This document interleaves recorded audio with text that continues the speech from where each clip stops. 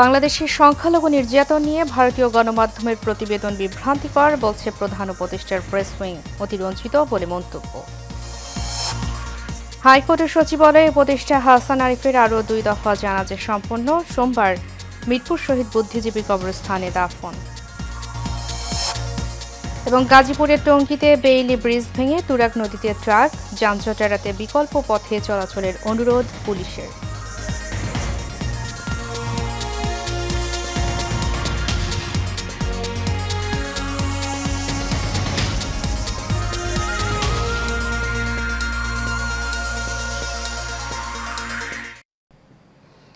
স্বাগত এশিয়ান নিউজে, সাথে আছি আমি উর্মি আক্তার। এতক্ষণ শুনছিলেন বিআরবি কেবল ইন ব্রাসেলস মিডিয়ার সংবাদ শিরোনাম। এবারে চলে যাব পুরো খবরে। বাংলাদেশের সংখ্যালঘু নির্যাতন নিয়ে ভারতীয় গণমাধ্যমে প্রকাশিত প্রতিবেদনগুলোর তথ্যকে বিভ্রান্তিকর ও অতিরঞ্জিত বলে দাবি করেছে প্রধান উপদেষ্টার প্রেস উইং। এক ফেসবুক পেজে প্রেস উইং এই বক্তব্য তুলে ধরেন। পোস্টে বলা হয়েছে, ভারতের পররাষ্ট্র মন্ত্রণালয়ের বরাত দিয়ে ইন্ডিয়া টুডে, আনন্দবাজার সহ একাধিক ভারতীয় গণমাধ্যম জানিয়েছে, হিন্দু ধর্মাবলম্বীদের বিরুদ্ধে বাংলাদেশে 2022 সালে 47টি, 2023 সালে 302টি এবং 2024 সালে 2200টি সহিংসতার ঘটনা ঘটেছে। তথ্যটি বিভ্রান্তিকর এবং অতিরঞ্জিত। পোস্টে আরও বলা হয়, বাংলাদেশের অন্তর্বর্তীকালীন সরকার প্রতিটি ঘটনার তদন্ত করছে এবং দোষীদের আইনের আওতায় আনতে প্রতিশ্রুতিবদ্ধ। প্রেস উইংয়ের মতে, সব ঘটনার বেশিরভাগই 5 আগস্ট থেকে 8 আগস্টের মধ্যে ঘটেছে, যখন দেশে কোনো সরকার ছিল না। এসব হামলার বেশিরভাগই ঘটেছে রাজনৈতিক কারণে। এই ধরনের অপরাধ নিয়ে বিভ্রান্তিকর তথ্য দেওয়া থেকে বিরত থাকার জন্য সবার প্রতি অনুরোধ জানানো হয়েছে প্রেস উইংয়ের পক্ষ থেকে।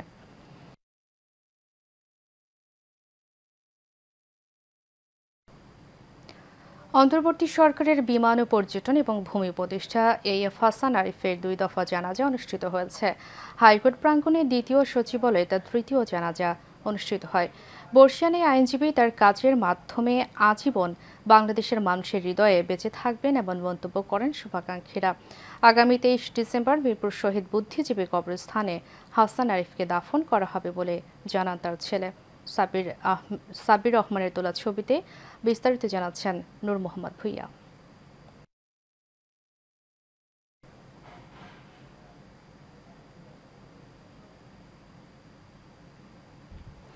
দর্শক, দুঃখিত, রিপোর্টটি প্রক্রিয়াধীন রয়েছে। চলে যাচ্ছি পরবর্তী প্রসঙ্গে। গাজীপুরের টঙ্গী বেইলি ব্রিজ ভেঙে একটি ট্রাক তুরাগ নদীতে পড়েছে। এদিকে ওই লেনে চলাচলকারীদের বিকল্প পথে চলাচলের অনুরোধ করেছেন গাজীপুর মেট্রোপলিটন পুলিশ। ভোরে ট্রাকটি পুরনো বেইলি ব্রিজ ভেঙে তুরাগ নদীতে গিয়ে পড়ে। গাজীপুর মেট্রোপলিটন পুলিশের উপ পুলিশ কমিশনার ইব্রাহিম খান বলেন, শনিবার সকালে তুরাগ নদীতে ট্রাক পড়ে যাওয়ার তথ্য পাওয়ার পরপরই পুলিশ ঘটনাস্থলে যায়। ঘটনাটি সড়ক ও জনপথ বিভাগকে জানানো হয়েছে, তারা এ বিষয়ে ব্যবস্থা গ্রহণ করবেন। এদিকে বিকল্প পথে চলতে সামাজিক যোগাযোগ মাধ্যম ফেসবুকে একটি ট্রাফিক আপডেট জানিয়েছে গাজীপুর মেট্রোপলিটন পুলিশ। এ পথে চলাচলকারী সকল যাত্রী ও যানবাহনকে টঙ্গী ব্রিজ এড়িয়ে কামারপাড়া মুন্নুগেট বিকল্প সড়ক ব্যবহার করার জন্য অনুরোধ জানান তিনি।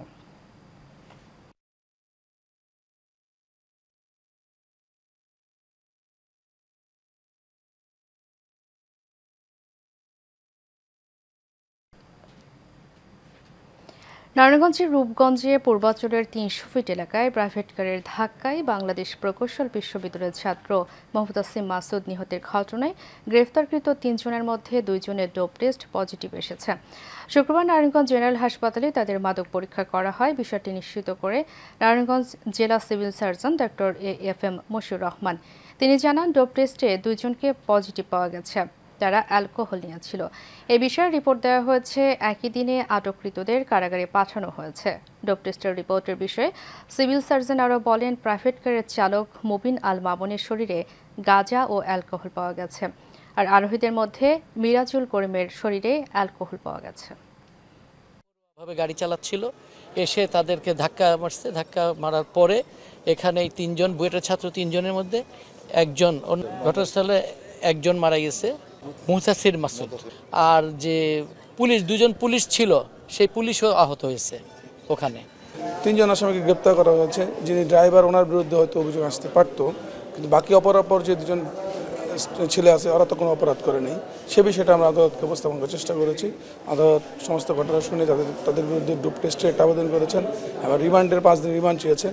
সে বিষয়টা আমলে নিয়ে আগামী সিডব্লিউ ইস্যু করেন আগামী রবিবার। আমরা দুঃখিত এবং মর্মাহত এই জন্য যে এটা বুয়েটের একটা স্টুডেন্ট, মেধাবী স্টুডেন্ট বাংলাদেশের, আজকে একটি অনাকাঙ্ক্ষিত ঘটনায় ইন্তেকাল করেছেন। এই জন্য আমরা যদিও আইনজীবী হিসেবে খুব লজ্জিত বা এই ধরনের ঘটনা যাতে আর ভবিষ্যতে না ঘটে সে বিষয়টাও আমরা রাষ্ট্রের জন্য পুলিশ এবং রাষ্ট্রে যারা রয়েছেন তাদের ক্ষেত্রে আমরা আকর্ষণ করি।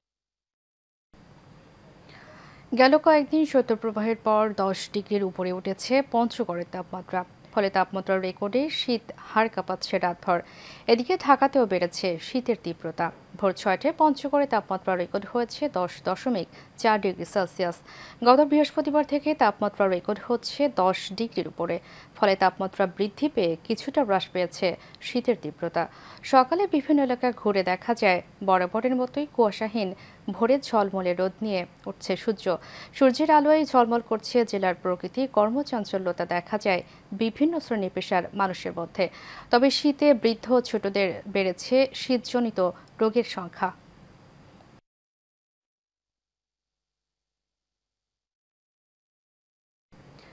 দক্ষিণ পশ্চিম বঙ্গোপসাগর ও তৎসংলগ্ন এলাকায় অবস্থানরত সুস্পষ্ট লঘুচাপটি ঘনীভূত হয়ে পশ্চিম মধ্য বঙ্গোপসাগর ও তৎসংলগ্ন এলাকায় নিম্নচাপে পরিণত হয়েছে। এর প্রভাবে আকাশ ঘন মেঘাচ্ছন্ন রয়েছে। পটুয়াখালীর অনেক স্থানে সকাল থেকে গুঁড়ি গুঁড়ি বৃষ্টিপাত হচ্ছে। সেই সঙ্গে বেড়েছে শীতের তীব্রতা। বৃষ্টি ও শীতে সবচেয়ে বেশি ভোগান্তিতে পড়েছে নিম্ন আয়ের মানুষ। গভীর সাগরে অবস্থানরত মাছ শিকারী জেলেরা পড়েছেন চরম বেকায়দায়। এদিকে নিম্নচাপের প্রভাবে উপকূলীয় এলাকা দিয়ে ঝড়ো হাওয়া বয়ে যেতে পারে। তাই পটুয়াখালীর পায়রা সহ দেশের সব সমুদ্র বন্দরকে 1 নম্বর দূরবর্তী সতর্ক সংকেত দেখিয়ে যেতে বলা হয়েছে। সকল মাছ ধরার ট্রলার সমূহকে উপকূলের কাছাকাছি থেকে সাবধানে চলাচল করতে বলা হয়েছে।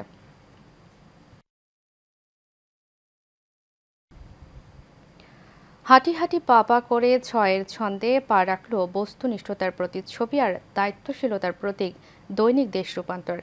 এই উপলক্ষে রাজধানীর বাংলা মোটরে রূপায়ণ ট্রেড সেন্টারের প্রতিষ্ঠানটির কার্যালয়ে প্রতিষ্ঠা বার্ষিকী অনুষ্ঠানের আয়োজন করা হয়। এ সময় দেশ রূপান্তর প্রকাশক ও দেশ রূপায়ণ গ্রুপের কো চেয়ারম্যান মাহির আলী খান রাতুল বলেন, তরুণদের উদ্যোগে যেভাবে এগিয়ে চলছে দেশ, সেভাবে এগিয়ে যাবে দেশ রূপান্তর। আর রূপায়ণ গ্রুপের চেয়ারম্যান লিয়াকত আলী খান মুকুল বলেন, নতুন বছর একটি সুবর্ণ সময়ের বছর। 2025 সাল দেশ রূপান্তরের জন্য একটি সুন্দর বছর হবে। বিস্তারিত নূর মোহাম্মদ ভুইয়া রিপোর্টে। বস্তুনিষ্ঠতার প্রতিচ্ছবি আর দায়িত্বশীল প্রতীক দৈনিক দেশ রূপান্তর পূরণ করল সফলতার 6 বছর। 6-এর ছন্দে উপলক্ষে রাজধানীর বাংলা মোটর রূপায়ণ ট্রেড সেন্টারে কেক কেটে দিনটির বর্ষপূর্তি উদযাপন করেন প্রতিষ্ঠান সংশ্লিষ্টরা। অনুষ্ঠানে উপস্থিত ছিলেন উদ্যোক্তা ও রূপায়ণ গ্রুপের চেয়ারম্যান লিয়াকত আলী খান মুকুল, রূপায়ণ গ্রুপের কো চেয়ারম্যান ও দেশ রূপান্তর প্রকাশক মাহির আলী খান রাতুল, রূপায়ণ গ্রুপের ভাইস চেয়ারম্যান সাইফ আলী খান অতুল, দেশ রূপান্তর সম্পাদক মোস্তফা মামুন, রূপায়ণ গ্রুপের উপদেষ্টা ক্যাপ্টেন PJ উল্লাহ, SM শাইখুল ইসলাম, ব্রিগেডিয়ার জেনারেল অবসরপ্রাপ্ত আবুল কালাম আজাদ, রূপায়ণ কনস্ট্রাকশন লিমিটেডের পরিচালক লেফটেন্যান্ট কর্নেল অবসরপ্রাপ্ত কবির উদ্দিন আহমেদ। এ সময় দেশ রূপান্তরের প্রকাশক ও রূপায়ণ গ্রুপের কো চেয়ারম্যান মাহির আলী খান রাতুল তার বক্তব্যে দেশ রূপান্তরকে এগিয়ে নেওয়ায় পাঠক, লেখক, বিজ্ঞাপনদাতা, হকারসহ প্রতিষ্ঠানের প্রতিটি কর্মীকে শুভেচ্ছা ও ধন্যবাদ জানিয়ে তিনি বলেন, তরুণদের উদ্যোগে যেভাবে এগিয়ে চলছে দেশ, সেভাবেই এগিয়ে যাবে দেশ রূপান্তর।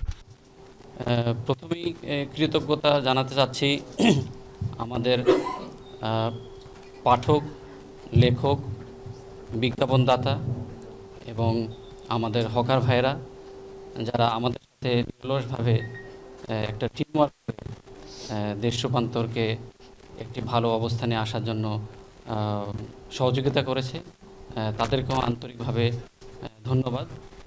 আমি আশা করি দেশের তরুণ এবং দেশ যেভাবে সামনের দিকে এগিয়ে যাচ্ছে, দেশ রূপান্তর এই একই প্রচেষ্টায় সামনের বছর আমরা সবাই একসাথে কাজ করে দেশকে আমরা সমৃদ্ধির দিকে নিয়ে যাব। আমাদের জন্য আপনারা সবাই দোয়া করবেন। আশা করি দেশ রূপান্তরের শুভকামনা। রূপায়ণ গ্রুপের চেয়ারম্যান লিয়াকত আলী খান মুকুল নতুন বছর একটি সুবর্ণ সময়ের বছর আশা প্রকাশ করে তিনি বলেন, 2025 দেশ রূপান্তরের জন্য একটা সুন্দর বছর হবে। যে আজকে আমরা 6 বছর থেকে 7 বছরে পদার্পণ করছি। এটা আমি মনে করি দেশ রূপান্তরের সম্পাদক, প্রকাশক, সকল কর্মকর্তা কর্মচারী তাদেরই অবদান। আশা করি নতুন বছরের সামনে আমরা 2025, এটা আমি মনে করি একটা গোল্ডেন অপরচুনিটির মাস এবং পরিবর্তনের সময়। সেখানে পরিবর্তনের সাথে সাথে দেশ রূপান্তরেরও একটা পরিবর্তন আসবে বলে আমি আজকে যারা উপস্থিত সকল কর্মকর্তার মধ্যে যে এক্সপ্রেশন দেখতে পাচ্ছি, মানে উজ্জ্বল হাসি, এবং তাদের কাছে মনে হলো যে একটা নতুন উদ্যম নিয়ে কাজ করবেন, সেটা দেখে আমি আশা করছি যে 2025 আমাদের একটা সুন্দর বছর যাবেন। নতুন বছরে নতুন উদ্যমে প্রিয় প্রতিষ্ঠানকে আরও দুর্বার গতিতে এগিয়ে নিয়ে যাওয়ার প্রত্যাশা প্রতিষ্ঠানটির উদ্যোক্তা ও কর্মীদের। নূর মোহাম্মদ ভূঁইয়া, এশিয়ান টেলিভিশন, ঢাকা। দর্শক, সংবাদের শুরুতে যেমনটি বলছিলাম, অন্তর্বর্তী সরকারের বিমান ও পর্যটন এবং ভূমি উপদেষ্টা AF হাসান আরিফের 2 দফা জানাজা অনুষ্ঠিত হয়েছে। হাইকোর্ট প্রাঙ্গণে দ্বিতীয় ও সচিবালয়ে তার তৃতীয় জানাজা অনুষ্ঠিত হয়। আগামী 23 ডিসেম্বর মিরপুর শহীদ বুদ্ধিজীবী কবরস্থানে হাসান আরিফের দাফন করা হবে বলে জানান তার ছেলে। সাব্বির রহমানের তোলা ছবিতে বিস্তারিত জানাচ্ছেন নূর মোহাম্মদ ভূঁইয়া। দীর্ঘ 55 বছর আইন পেশায় ছিলেন অন্তর্বর্তী সরকারের উপদেষ্টা হাসান আরিফ। হাইকোর্ট প্রাঙ্গণে শেষবারের মতো বর্ষিয়ান এই আইনজীবীর মরদেহ নেওয়া হলে শ্রদ্ধা জানান বিচারপতিরা। তার দ্বিতীয় জানাজায় উপস্থিত হয়েছিলেন তার সহকর্মী এবং আইনজীবীরা। গুনিয়ায় আইনজীবীকে শ্রদ্ধাভরে স্মরণ করেন সহকর্মীরা। আমরা সবাই কামনা করি এবং দোয়া করি। তো সবসময় ধর্মনিরপেক্ষ ছিলেন, গণতন্ত্রকে অন্তর থেকে বিশ্বাস করতেন, সংবিধানকে সমুন্নত রাখার জন্য একজন যুদ্ধ হিসাবে তারা কেরিয়ার ছিল আর কি। আমি এই পেশাতে এসেই হাসান আরিফ সাহেবকে দেখেছি। অত্যন্ত প্রতিভাবান একজন আইনজীবী ছিলেন এবং কোর্টে অত্যন্ত সুন্দরভাবে মৃদুভাবে কথা বলতেন। আমি তাই কখনো দেখিনি যে আদালতে কোনো বিচারের প্রতি রাগ করছেন। এত নাম করে ব্যক্তিত্ব হওয়া অপসরও, এমনকি কোনো আইনজীবী সহকর্মীর সঙ্গে তার কোনো রকম অসুন্দর আচরণ আমরা কখনো দেখিনি। সবসময় ভদ্র নম্র ছিলেন। আমরা তার কাছ থেকে উপকৃত হয়েছি। এই বিচার ব্যবস্থা, এই বিচার বিভাগ উপকৃত হয়েছে তার অগাধ জ্ঞানের কারণে। তিনি অসংখ্য মামলায়, অসংখ্য কঠিন সময়ে এই আদালতকে সাংবিধানিক প্রশ্নে, আইনের প্রশ্নে তিনি তার অভিমত দিয়ে সাহায্য করেছেন, আইনজীবীদেরকে সাহায্য করেছেন। তার এই শূন্যতা কখনোই পূরণ হবার নয়। এরপর হাসান আরিফের মরদেহ নেওয়া হয় সচিবালয়ে। সেখানে তার তৃতীয় জানাজা অনুষ্ঠিত হয়। গুণী এই ব্যক্তি তার কাজের মাধ্যমেই চিরজীবন সবার মাঝে বেঁচে থাকবেন বলে মন্তব্য করেন শুভাকাঙ্ক্ষীরা। বালু উত্তোলনকে নিয়ন্ত্রণ করার জন্য আমাদের দুজনের একসাথে জানুয়ারি মাসে একটা পাবলিক অনুষ্ঠান করার কথা ছিল। তো হ্যাঁ, অবশ্যই কোনো জায়গা খালি থাকে না, কিন্তু এটাও সত্য যে সব জায়গা আবার খুব সহজে পূরণ হয় না। তো এরকম প্রজ্ঞাবান, সৎ এবং সজ্জন ব্যক্তিত্ব সব সময় হয় না। স্যারকে আমি অনেক মিস করব, অনেক। আগামী 23 ডিসেম্বর মিরপুর শহীদ বুদ্ধিজীবী কবরস্থানে হাসান আরিফকে দাফন করা হবে বলে জানান তার ছেলে। আমরা এখন আমরা CMH নিয়ে যাচ্ছি। আমরা এটা 23 তারিখে মিরপুর বুদ্ধিজীবী কবরস্থানে দাফন করব। সময়টা অবশ্যই জোহরের আগে হওয়ার সম্ভাবনা বেশি, তবে এখনও এক্স্যাক্ট টাইমটা ফাইনালাইজ করা হয় নাই। আমরা এটা পরে জানিয়ে দিব। গেল 8 আগস্ট অন্তর্বর্তী সরকারের উপদেষ্টা হিসেবে শপথ নেন হাসান আরিফ। পরবর্তী তাকে বিমান ও পর্যটন এবং ভূমি মন্ত্রণালয়ের দায়িত্ব দেওয়া হয়। নূর মোহাম্মদ ভূঁইয়া, এশিয়ান টেলিভিশন, ঢাকা। রাষ্ট্রের চালিকা শক্তি হোক 31 দফা নিয়ে মতবিনিময় সভা অনুষ্ঠিত হয়েছে। সকালে রাজধানীর গুলশানের একটি ক্লাবে শহীদ জিয়ার 19তম বাস্তবায়ন পরিষদ আয়োজিত মতবিনিময় সভায় প্রধান অতিথি ছিলেন বিএনপি চেয়ারপারসনের উপদেষ্টা সৈয়দ আলমগীর হোসেন। বিশেষ অতিথি হিসেবে উপস্থিত ছিলেন বিএনপির জাতীয় নির্বাহী কমিটির সদস্য সালাউদ্দিন ভূঁইয়া শিশির, জাতীয় প্রেস ক্লাবের সাবেক সাধারণ সম্পাদক ইলিয়াস খান। অনুষ্ঠানে সভাপতি ছিলেন মাওলানা ভাসানী বিজ্ঞান ও প্রযুক্তি বিশ্ববিদ্যালয়ের সাবেক ভিসি অধ্যাপক ডক্টর মোহাম্মদ খলিলুর রহমান। সঞ্চালনায় ছিলেন শহীদ জিয়ার 19 দফা বাস্তবায়ন পরিষদের সাধারণ সম্পাদক KM খালেদুজ্জামান জুয়েল সহ আরও অনেকে।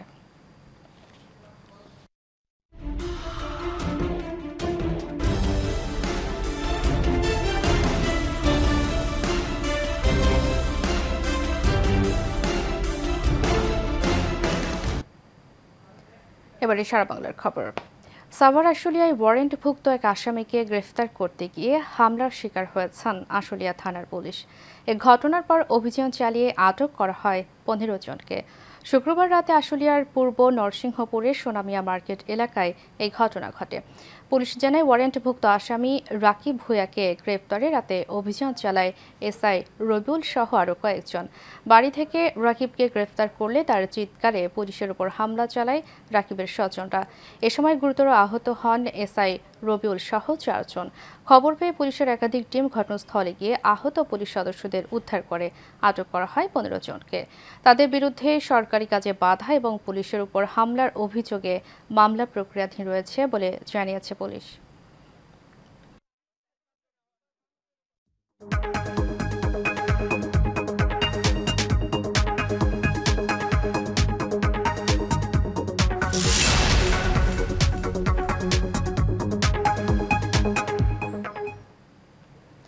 এবার এক্সিম ব্যাংক বাণিজ্য সংবাদ।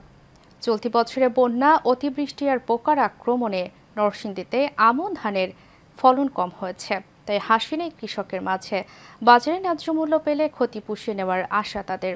এদিকে ক্ষতিগ্রস্ত কৃষকদের তালিকা করে সহযোগিতার আশ্বাস স্থানীয় কৃষি বিভাগের।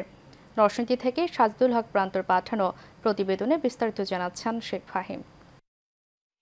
কৃষি নির্ভর জেলা নরসিংদীতে শুরু হয়েছে আমন ধান কাটা, তাই ব্যস্ত সময় কাটাচ্ছেন এখানকার কৃষকরা। ধান কাটা শুরু হলেও হাসি নেই কৃষকের মুখে। পরপর দুটি বন্যা, অতিবৃষ্টি আর পোকামাকড় আক্রমণে এবারের ফলন হয়েছে কম, ফলে দিশেহারা কৃষকরা। এবার বাজারে ধানের ভালো দাম না পেলে লোকসানের শঙ্কায় তারা। এই জায়গার মধ্যে ধান আমরা এই সিজনে মারাই খুব 12 মণ 13 মণ ধান হয়। এই জায়গার মধ্যে 3 মণ ধান হয়েছে। পাহি ক্ষেত খরচ হয়েছে 6000 টাকা। বৃষ্টির লাগে সুবিধা হচ্ছে না, লাগানোর পরে একটা থোক আছে না। এই বছর ধান করছি স্বর্ণা, 1 বিঘা চাষ করতে আপনার 2000 টাকা করছিস। যে হিসাবে ধান হয়েছে এই হিসাবে লস হয়। স্থানীয় কৃষি বিভাগ বলছে প্রাকৃতিক দুর্যোগে ফলন কিছুটা কম হলেও অর্জিত হয়েছে লক্ষ্যমাত্রা। ক্ষতিগ্রস্ত কৃষকদের প্রণোদনা সহ সহযোগিতার আশ্বাস। লক্ষ্যমাত্রা অনুযায়ী যে আবাদ হয়েছে তা বর্তমানে কর্তন প্রায় শেষ পর্যায়ে, 97% ধান কাটা হয়ে গেছে। এবছর নরসিংদীতে 41,205 হেক্টর জমিতে আমন ধানের আবাদ করা হয়েছে। Sheikh Fahim, Asian television. কুয়েতে বাংলাদেশের সশস্ত্র বাহিনী দিবস উদযাপন উপলক্ষে কূটনৈতিকদের সম্মানার্থে সংবর্ধনা অনুষ্ঠানের আয়োজন করে কুয়েতস্থ বাংলাদেশ দূতাবাসের প্রতিরক্ষা শাখা। গেল মঙ্গলবার হোটেল মিলেনিয়ামের আলতাজ বলরুমে এই সংবর্ধনা অনুষ্ঠানের আয়োজন করা হয়। Defence attache brigadier general Rakibul Karim চৌধুরীর স্বাগত বক্তব্যের মধ্য দিয়ে অনুষ্ঠানের সূচনা হয়। কুয়েতে নিযুক্ত বাংলাদেশের রাষ্ট্রদূত মেজর জেনারেল সৈয়দ তারেক হোসেন বলেন, কুয়েত এবং বাংলাদেশের মধ্যকার সম্পর্কের বন্ধন অবিচ্ছেদ্য এবং ঐতিহাসিকভাবে যুক্ত। অনুষ্ঠানে গেস্ট অব অনার কুয়েত সশস্ত্র বাহিনীর ন্যাশনাল মিলিটারি সার্ভিস এর president major general Ahmed Rashed Al Shanfa, শতাধিক দেশের রাষ্ট্রদূত, কূটনৈতিক কোর এবং বাংলাদেশ কমিউনিটির সদস্যগণ উপস্থিত ছিলেন।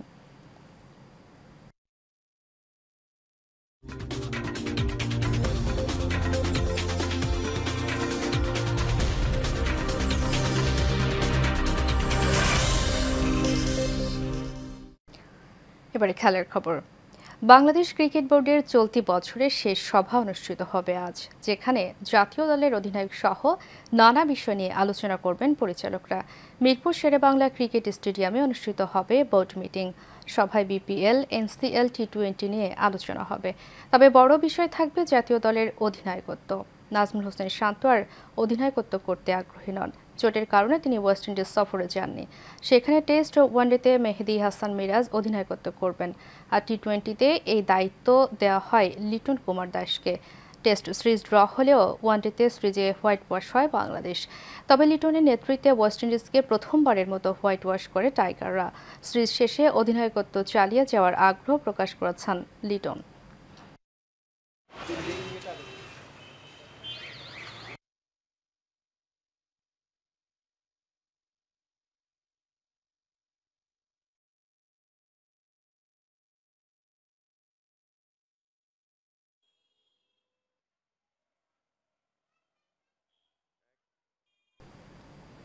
শেষ করব এশিয়া নিউজ। তার আগে বিআরবি কেবল ইন্ডাস্ট্রিজ লিমিটেড সংবাদ শিরোনামগুলো জানাবো আরও একবার।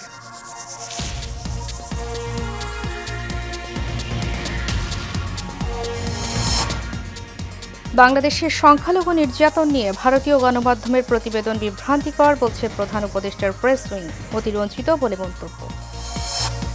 হাইকোর্টের সচিবালয়ে উপদেষ্টা হাসান আরিফের আরও 2 দফা জানাজা সম্পন্ন, সোমবার মিরপুর শহীদ বুদ্ধিজীবী কবরস্থানে দাফন। এবং গাজীপুরের টঙ্গীতে বেইলি ব্রিজ ভেঙে তুরাগ নদীতে ট্রাক, যানজট এড়াতে বিকল্প পথে চলাচলের অনুরোধ পুলিশের।